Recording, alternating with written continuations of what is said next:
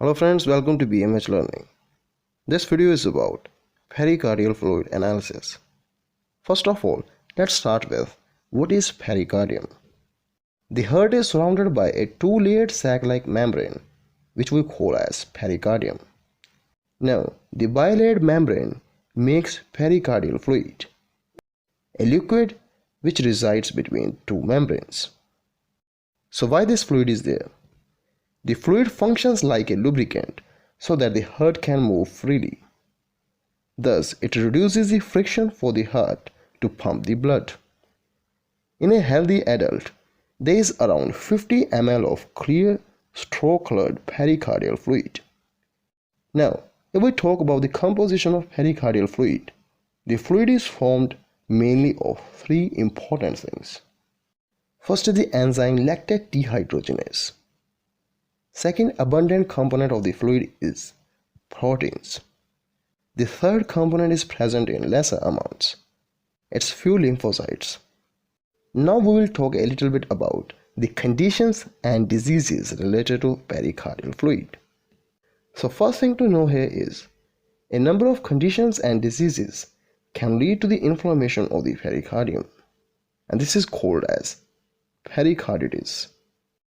Apart from this, there is another very important disease, that is pericardial effusion. Pericardial effusion is excessive accumulation of pericardial fluid. So, the quantity of the pericardial fluid becomes too much to be handled by the heart. Thus, the increase in fluid interferes with the functioning of the heart. So, pericardial fluid analysis or examination is nothing but a group of tests that help in the evaluation of the pericardial liquid, thus helping the medical practitioner in diagnosing the causing factors of the excessive fluid. Now, there are two main reasons that can lead to excessive fluid in the pericardial space. The first reason is, we know there is a pressure within the blood vessels, and this pressure is very much needed to keep the fluid present in blood vessels. That means an imbalance between the pressure within blood vessels will drive the fluid to come out of the blood vessels. In this case, the fluid that gets accumulated is called a transudate. The transudates are most commonly caused by cirrhosis or congestive heart failure. The second reason is, if there is an injury or we can say inflammation in the pericardium, this will also result in accumulation of fluid. But in this case, the fluid which gets accumulated is called an exudate. The causative agents of exudate are conditions like infections, malignancies, or sometimes autoimmune diseases.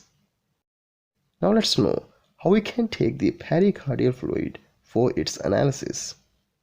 So there is a term, Pericardiosynthesis. Pericardiosynthesis is a procedure that is used to remove the pericardial fluid from pericardial space. To carry out the procedure, first ultrasound is done, which helps in locating the pericardial cavity. Once the pericardial cavity is found, a needle is carefully inserted through which fluid is removed. Now let's talk about the application or diagnostic significance of this test. It can be used to relieve pressure from the heart. The test can show the causes of various abnormalities related to heart such as cancer. It can also tell us about cardiac perforation, cardiac trauma, congestive heart failure, and also various infections. Now, what do we analyze in pericardial fluid analysis report?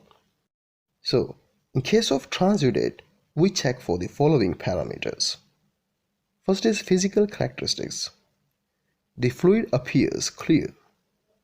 Then we go to protein level, and they are basically low, that is less than 2.5 gram per deciliter. The cholesterol level is also low. LDH level would be same as they are present in the serum. Talking about the cell count, this would also be low. The specific gravity of the transudate is lower than 1.015. So these results would let us know that the test is pointing us to the transudate. Now, in case of the exudate, we will encounter the following parameters. First is the physical characteristics. So it would appear as cloudy or turbid. The protein level would be higher, that is greater than 3 gram per deciliter. Cholesterol level is also high, but the LDH level in exudate is lower. The cell count gets increased in this case as compared to transudate. The specific gravity is also more, that is greater than 1.015. This was all. Thanks for watching.